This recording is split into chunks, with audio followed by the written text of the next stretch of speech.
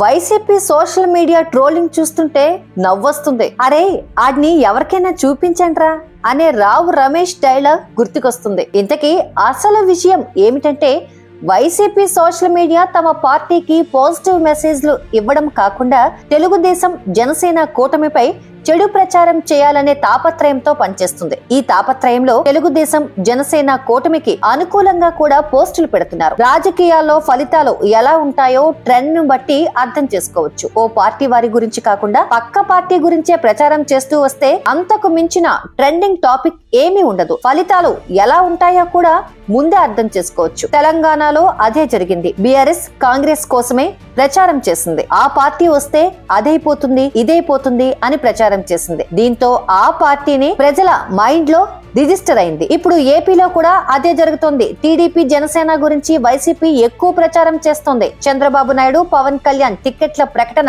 చేసినప్పటి నుండి media social మీడియాలో మొత్తం ఆ కూటమి గురించే చర్చలు నడుస్తున్నాయి. నీలి కూలీ మీడియాలోనూ అదే తంతు. మొత్తం స్పేస్ ఆ పార్టీలకే కేటాయిస్తున్నారు. జగన్ రెడ్డి కుప్పానికి నీళ్ళిచ్చానని అక్కడకు పోయి ఓ బటన్ నొక్కినా పట్టించుకోలేదు. ఇక సోషల్ మీడియా మొత్తం టీడీపీ జనసేన కూటమికి ఎంత మైలేజ్ తేవాలో అంతా తెలుస్తోంది. రాజకీయాల్లో నెగిటివ్ పబ్లిసిటీ ఎంత ప్లస్ అవుతుందో చెప్పాల్సిన పని లేదు. తాను టీడీపీ జనసేన కూటమికి వ్యతిరేకంగా ప్రచారం చేస్తున్నామని అనుకుంటున్నారు. కానీ ఆ కూటమికి వారు ఆయాచిత పబ్లిసిటీ కల్పిస్తున్నారు. 2-3 నియోజకవర్గాల జనసేన నేతలతో సాక్షి మీడియా డ్రామాలు వేయిస్తూ చేయిస్తున్న స్కిట్లు కూడా వైరల్ అవుతున్నాయి. నీలి కూలీ మీడియాతో పాటు వైసీపీ సోషల్ మీడియా కూడా తమకు ఎంతో పబ్లిసిటీ ఇవ్వడాన్ని కూటమి ఎంజాయ్ చేస్తోంది. వచ్చే ఎన్నికల వరకు ఇదే పరిస్థితి ఉండేలా ఒకటి తర్వాత ఒకటి వ్యూహాన్ని అమలు చేయనున్నారు. వైసీపీ ప్రస్తావన ఓ 10%, టీడీపీ జనసేన ప్రస్తావన 90%